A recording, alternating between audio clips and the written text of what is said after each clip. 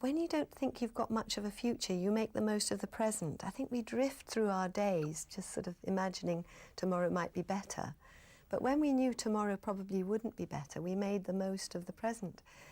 I think we laughed more during that time than at any other time during our marriage. We just saw the funny side of everything. Some of the treatment and so on is so awful that you actually have to laugh your way through it to get through it.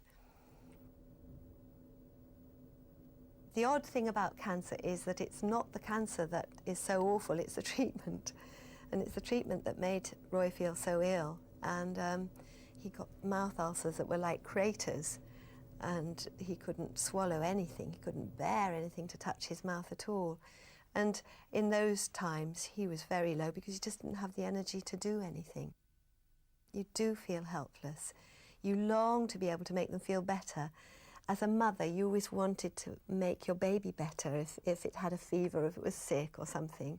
And your one desire is to comfort them and make them feel well. And I tried to do that with Roy, but of course I knew that I could only try and make him as comfortable as possible. And I think it's a very difficult role to be a carer and to know that there's very little you can do. There was one thing Roy very much wanted to do, to take a fundraising trip around Britain in aid of his Cause for Hope Foundation, set up to build the world's first lung cancer research unit. I thought he was absolutely crazy, and I hadn't even mentioned it to the specialist. He was in hospital till 2 days before on such a high dose of morphine that he sounded drunk all the time. And it never occurred to me that he would be allowed to do it. But apparently one night, after I'd gone home, he asked the specialist if he could do it, and the specialist rang me. Said, I hear Roy wants to go on this tour on a train. So I said, oh yes. And he said, well, we have ways of patching people up to have their final request. He said, I have to say it's mostly a world cruise. And I thought, yeah, this is a far shot from a world cruise on a train for 3 days, you know. And he was so ill that he couldn't even walk down to the sleeping compartment. He had to have a bed made up just on a seat. But he said to me, well, he said, I might as well die standing up. What's the point of lying down and dying? And I knew I couldn't stop him. For 4 days, the special train toured the country, visiting the north of England, Scotland, Wales, the south of England, and ending in London. It was a grueling journey. He always smiled for everybody, and he got off the train. Sometimes he couldn't go to the places that we'd been organised to go to greet people in like the town square or anything.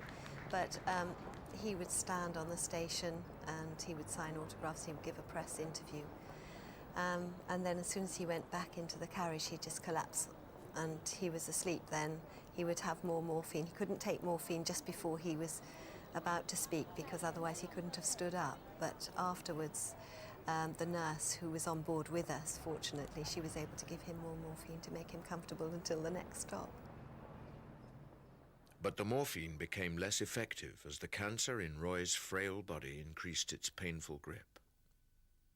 There were times when I said to God, how can you let him go on suffering so much? Because he was in so much pain, he was choking all the time, couldn't swallow, couldn't breathe.